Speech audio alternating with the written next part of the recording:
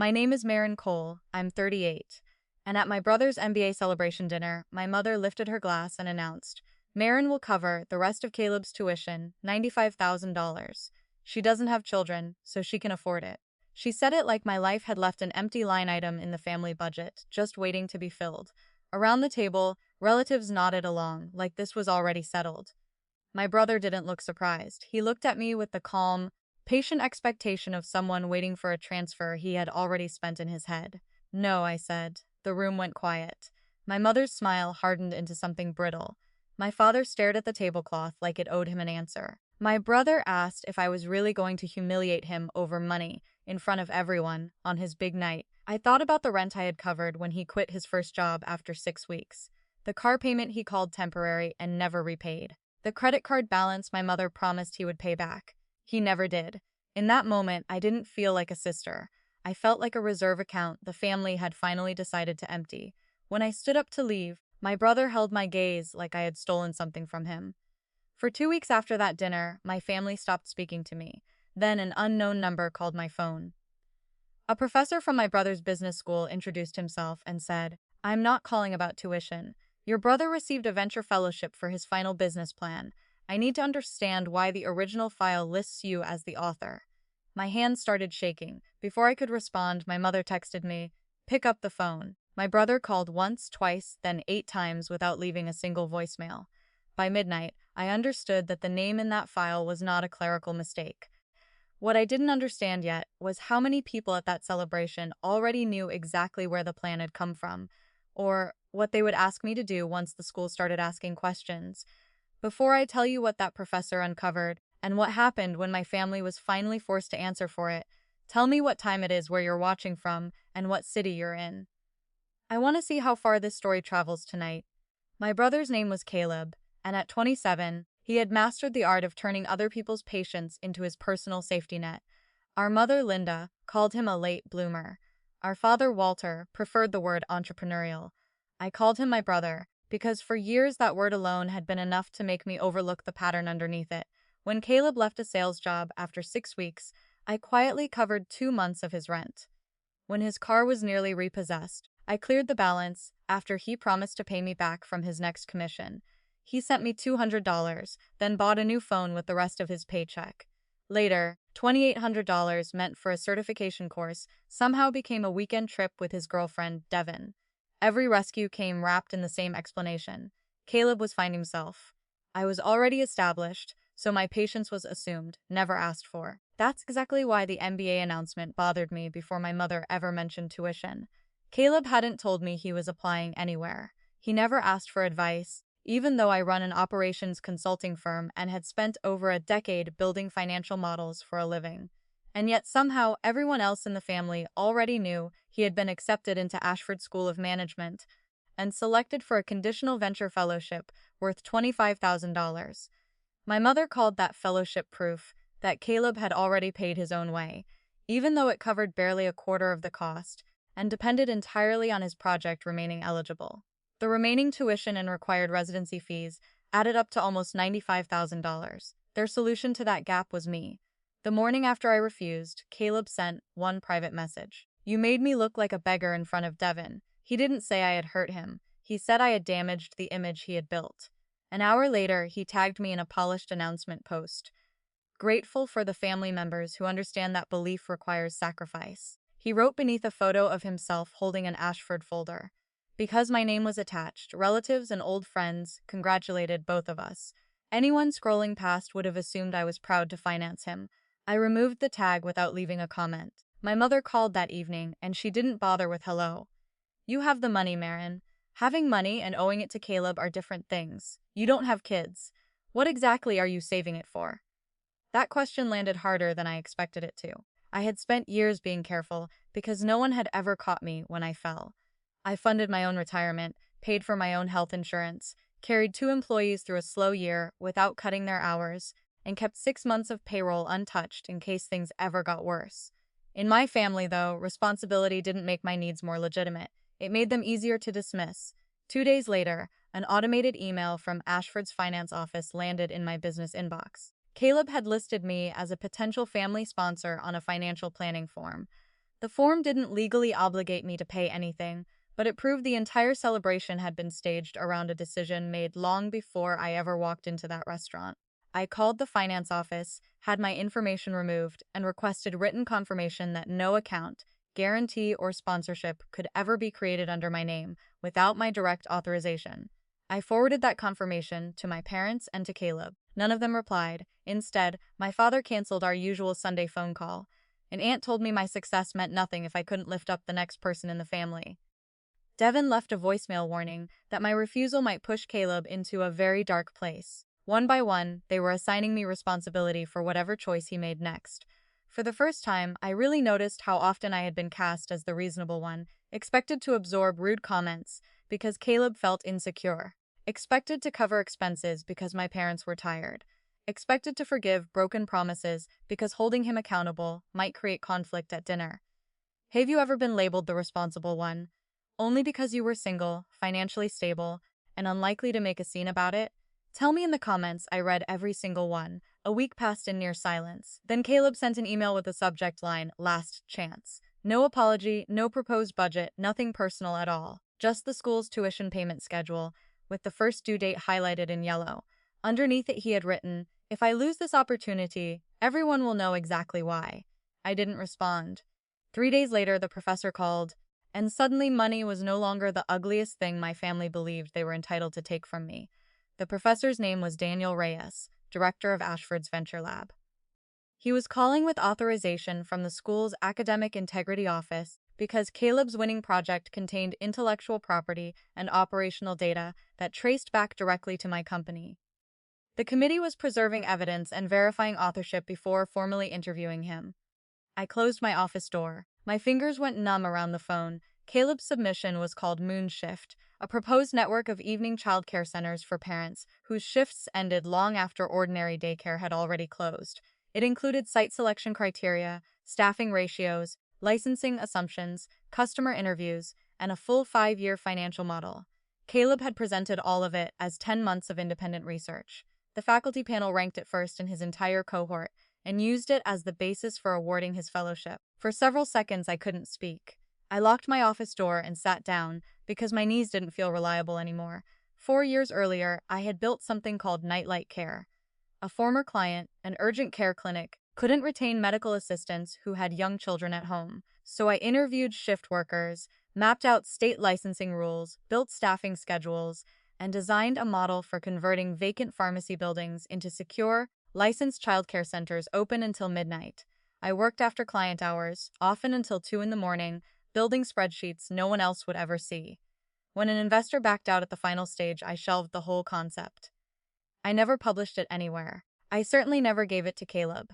8 months earlier, Caleb had borrowed my old laptop after his own computer crashed in the middle of his MBA applications. I created him a temporary login and left the laptop at our parents' house. When he returned it, he joked that I had saved his future. I only remembered that comment when Professor Reyes told me the original document had come directly from my laptop's file history. At first we thought it was a template issue, he continued. Then we opened the document properties. The author field listed Marin Cole. The company field named your firm. The creation date preceded your brother's supposed research by 4 years. There were hidden comments still referencing Nightlight Care, and the spreadsheet carried the same revision history. Caleb had changed the title, the color scheme, and the executive summary, but he hadn't touched the document's underlying lineage. Professor Reyes asked whether Caleb had ever worked for my firm, joined my research, received permission, or collaborated with me directly. I answered no every single time. During the faculty review, an accounting professor had noticed Moonshift used outdated labor assumptions. A hidden source link led back to an archived page on my company's own website, which is what triggered the full metadata review in the first place. My first feeling wasn't satisfaction. It was humiliation.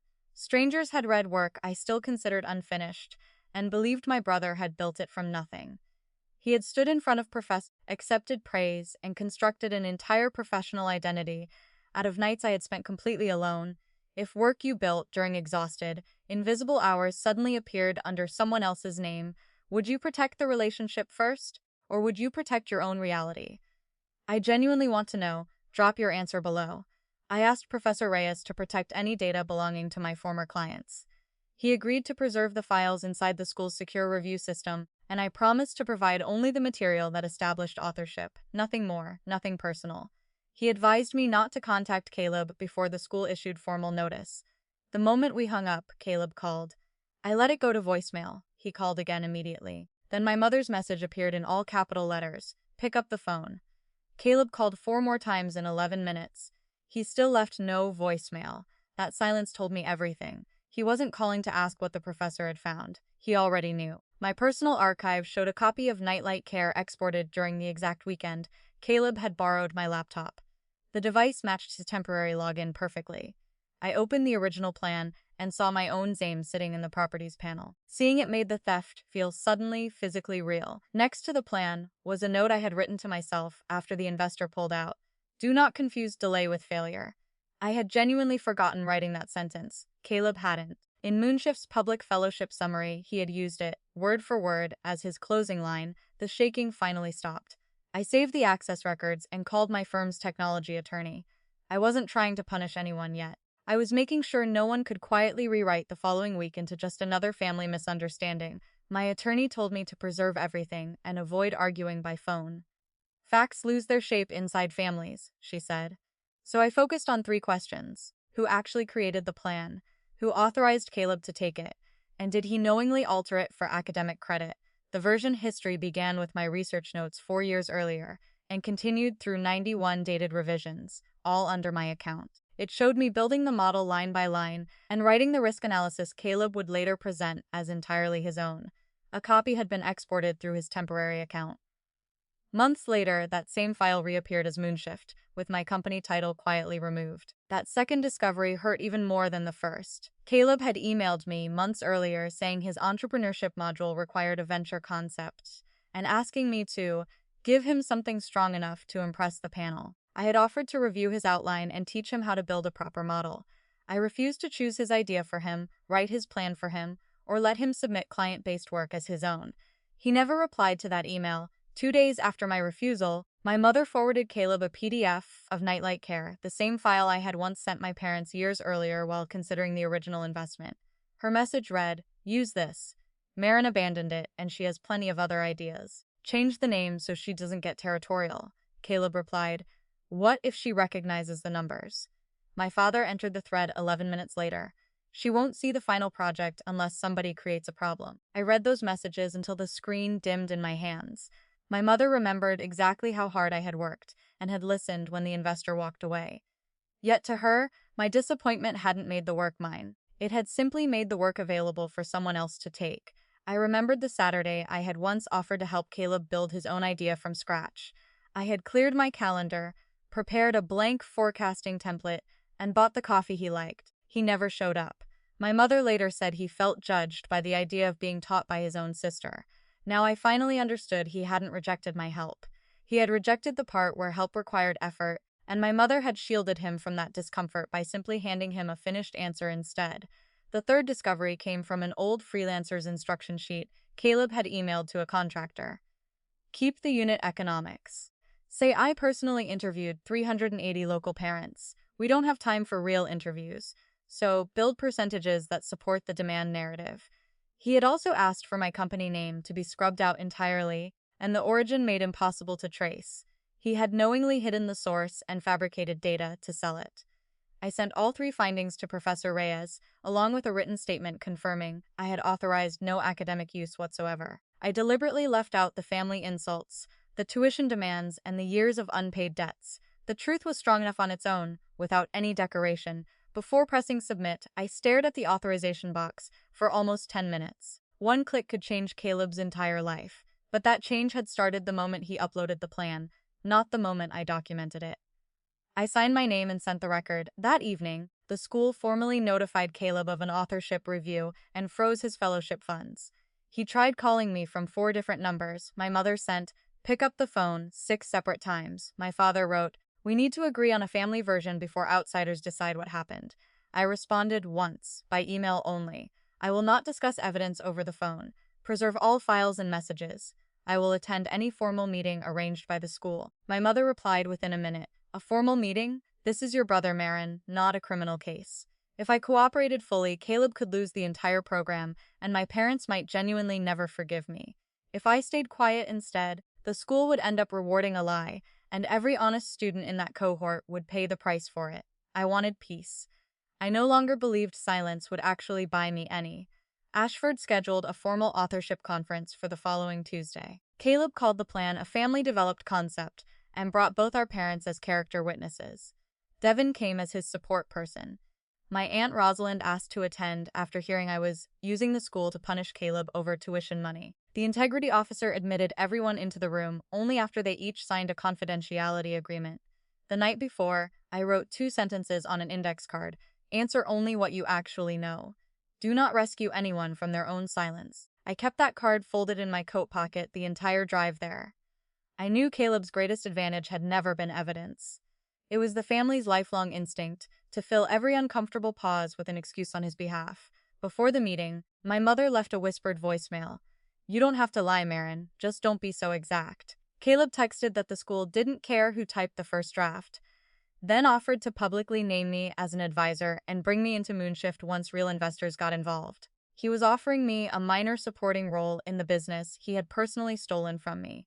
I almost called back just to scream. Instead, I replayed my mother's earlier email in my head and remembered exactly why I had refused in the first place. I wanted Caleb to finally stand behind his own work. By stealing mine instead, he had turned my one boundary into hard evidence. On Tuesday morning, I walked into Ashford carrying a single thin folder.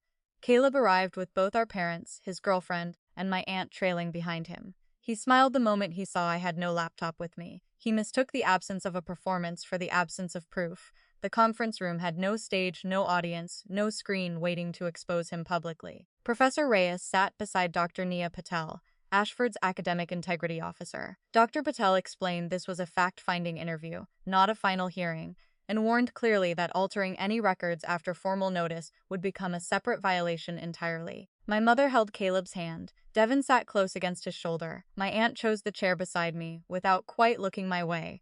Then Professor Reyes opened the original file and finally asked the question my family had spent a full week avoiding. Mr. Cole, why does the earliest version of your final project identify Marin Cole as the author? Caleb said my old laptop had been a shared family computer, so my name must have appeared automatically. When asked why the file existed 4 full years before he ever borrowed it, he claimed we had discussed the concept for years, and that I had created an early shell of it together with him. Describe that conversation, Professor Reyes said. Caleb glanced toward our mother. We talked about working parents needing childcare. Where? At home. Several times. What did you personally contribute to the model? Caleb shifted in his seat. The vision. Professor Reyes asked why the staffing formula used a blended ratio, when state licensing rules actually varied by age group. Caleb cited generic industry standards but couldn't name a single age bracket. Asked why sites were limited specifically to former pharmacies of a certain size, he said they were simply affordable. Asked what made smaller storefronts costlier to convert. He stared silently at the table.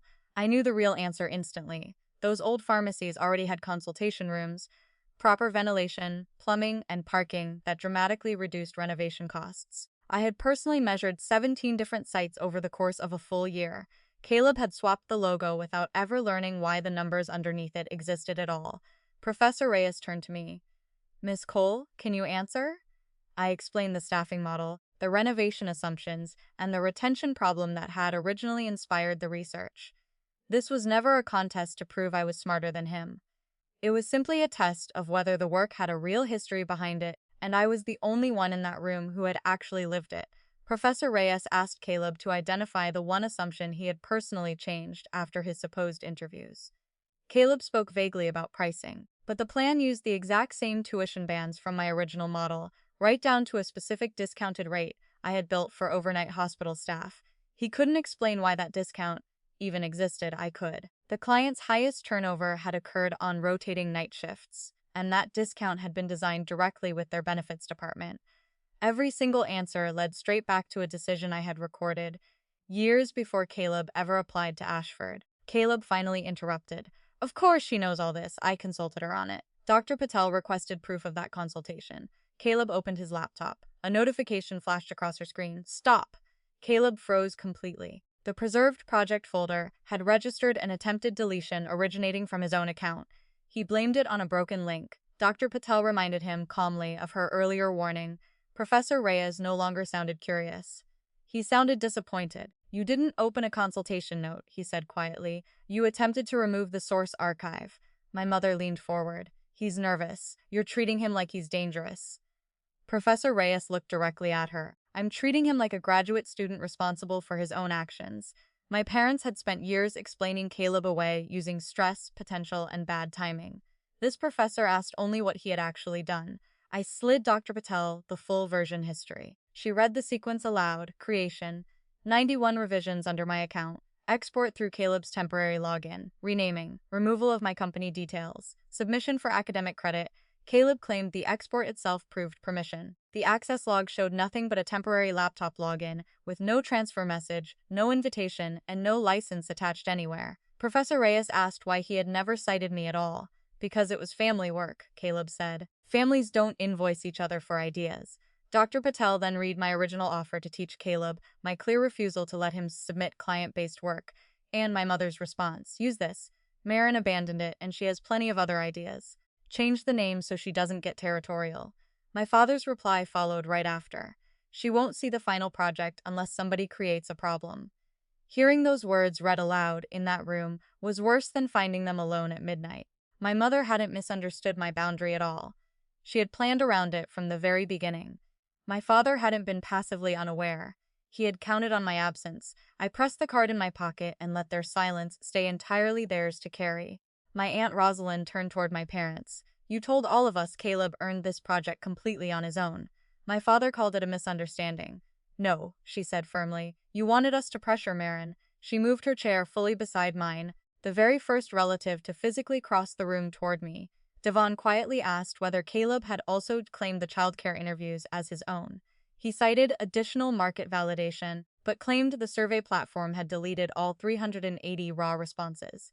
My final document was the freelancer's original instruction sheet.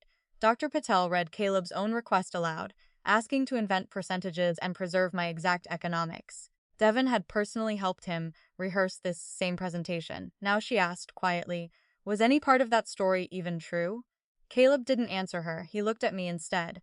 You couldn't stand that I finally had something, he said. You already have a company, money, your perfect independent little life.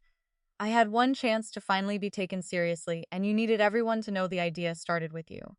There it was, laid completely bare. My work became less mine to him simply because I already had other accomplishments. His need had quietly become ownership. He was furious the plan could still be traced back to me. My mother asked if I could just call the concept family property. My father urged the school not to destroy Caleb over one file. Professor Reyes replied plainly that integrity was never a family negotiation. Caleb had submitted another person's work, concealed its true origin, fabricated research data, formally certified it as entirely original, and then attempted to delete the evidence. Devon stood up. Caleb reached for her wrist, but she stepped back before he could touch it.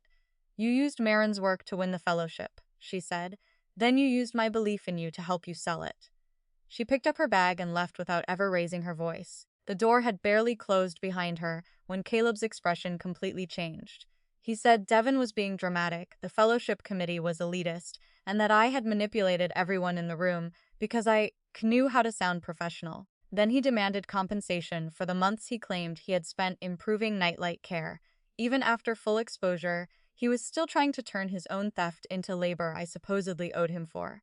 Professor Reyes asked whether replacing my name and fabricating fake respondents were the improvements he meant. Caleb had no answer left. He shoved his chair into the wall, accused me of ruining his relationship, and warned that the school would regret humiliating him publicly.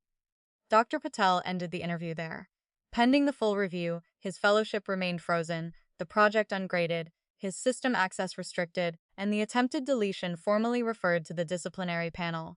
My mother whispered that I could still fix all of this. I looked at Caleb, and then at the 3 documents on the table between us. I didn't come here to ruin his future, I said. I came because all of you tried to build his future out of work you stole from mine. No one followed me when I finally walked out. For once, they were all too busy facing the person they had spent years protecting. In the elevator, I finally let the index card fall out of my closed fist. Its edges had cut small red lines into my palm. I felt no real victory. only the strange relief of leaving a room without having to carry everyone else's version of what had actually happened. The formal decision arrived 22 days later. Ashford found Caleb responsible for plagiarism, data fabrication, scholarship misrepresentation, and interference with an active review.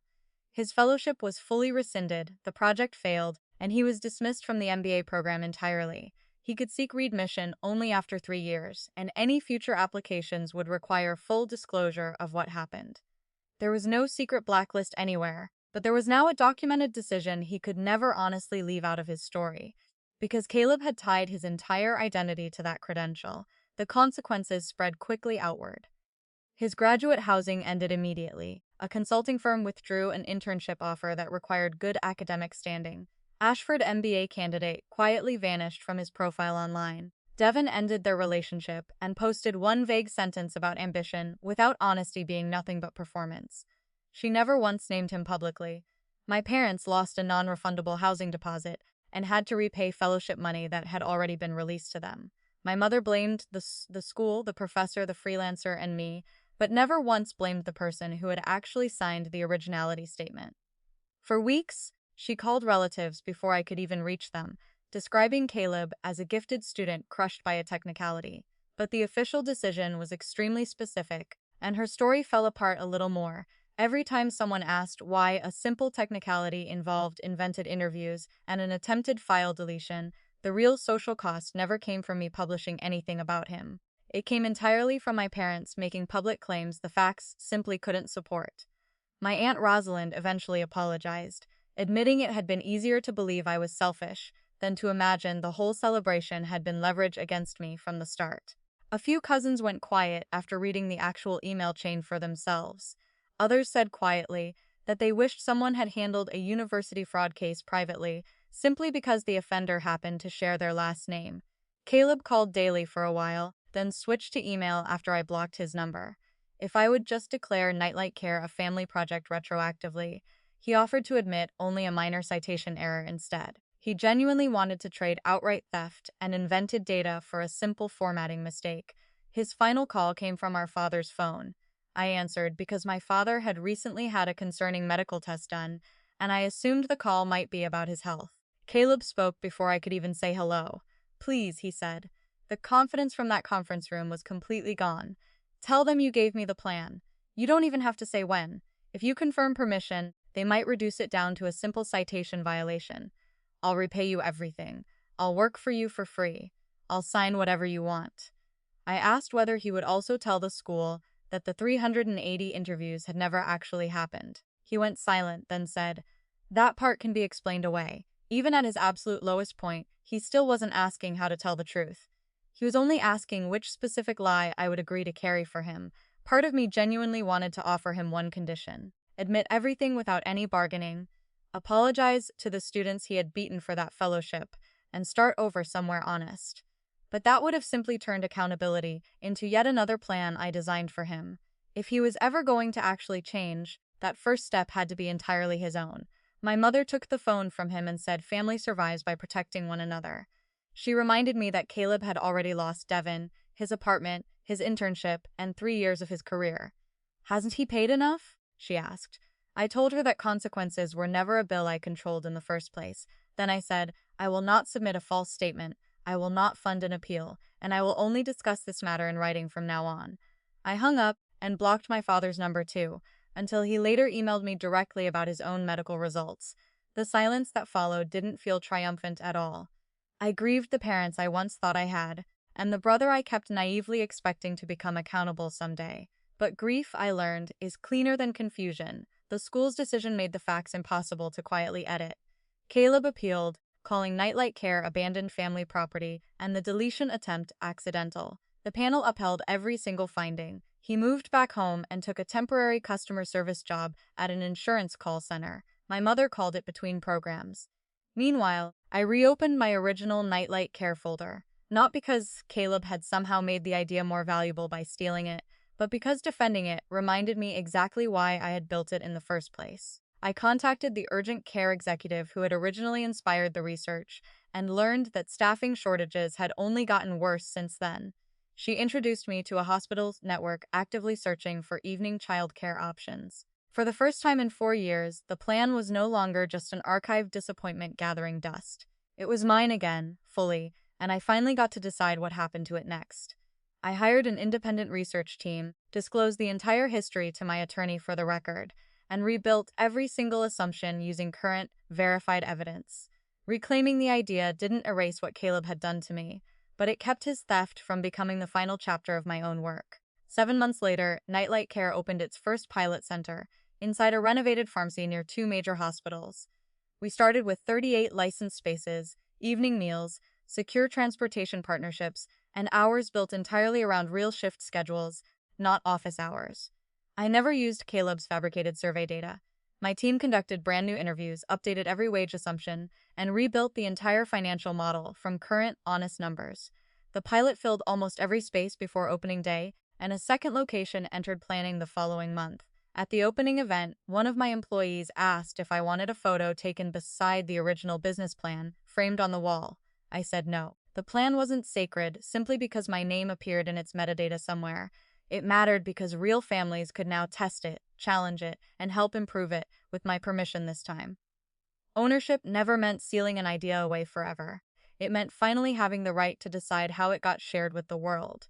Caleb was still living with our parents, working temporary shifts at the call center. He had stopped calling me entirely, but I heard through my aunt that my mother had already begun quietly criticizing him for not trying hard enough. The irony didn't feel satisfying at all. It simply showed me that her protection had never truly been unconditional love. It only lasted as long as someone else was willing to absorb the cost of it. Once the money, the excuses, and the endless rescue plans finally ran out, Caleb had to live beside the exact expectations everyone had helped him avoid for years. He can still rebuild his life. A dismissal is serious, but it isn't a life sentence. He can work, repay what he owes, study honestly somewhere else, and reapply once he's eligible again. What I could never do was manufacture that growth for him. Saving him from every single consequence had never once moved him forward. It had only ever taught him to search for the next person willing to stand between him and reality. My father eventually asked to meet me alone. He apologized for the email and admitted he had known Caleb copied something, though he claimed he never understood exactly how much. I told him the amount was never really the point. He had known enough to simply hope I would never find out. We didn't repair our entire relationship in one conversation. I stopped pretending an apology could erase a choice, and he finally stopped asking me to pretend nothing had happened at all. That became the most honest relationship we've ever had. My mother never apologized. She sent a birthday card months later saying she hoped I would choose family again some days. I sent back no argument at all, only a short note. I chose not to lie. The distance that followed was entirely your choice. Caleb sent one final email after photos from Nightlight Care's second opening appeared in a local business journal. He wrote, "So you got everything anyway." That single sentence confirmed he still believed success was some limited object I had deliberately withheld from him. He still couldn't see the difference between building something and simply taking it, or between losing an opportunity and being fairly denied one. I didn't answer him. I stood inside the new center one evening and watched a nurse pick up her sleeping daughter after a 12-hour shift. That quiet moment belonged entirely to the years of research, the failed investment, the honest rebuild, and the people who had trusted us with their trust. It didn't belong to the family story Caleb had tried to write over mine. For the first time, I truly understood that refusing him hadn't made me cold at all. It had simply ended a system where my competence was treated as communal property, and his choices were treated as everyone's shared emergency. My family taught me that love to them meant giving without any conditions attached. I've since learned that real family doesn't include the right to steal someone else's labor, identity, or future out from under them. I didn't refuse to fund my brother because I wanted him to fail. I refused because love was never supposed to be tuition, silence was never supposed to be loyalty, and forgiveness was never supposed to be permission to repeat the exact same harm. When Caleb asked me to save his MBA, he wasn't actually asking for a second chance. He was asking me to pay for a plan he had already stolen, and then lie about who had really created it. My answer was no, both times, and I would give the exact same answer again if you were in my place. Would you stay silent just to keep your family together? Or would you tell the truth, even knowing it might mean losing them for good? Tell me honestly in the comments below. I read every single one, and I'll see you in the next story. Thank you for staying with this story until the very end. Everything you just heard is fictional. written purely for dramatic entertainment and reflection, brought to you by Hearthly Stories. We hope it reminded you that there's real strength in refusing to carry responsibility for someone else's repeated choices. You can absolutely have compassion for someone without becoming the place where their consequences quietly disappear.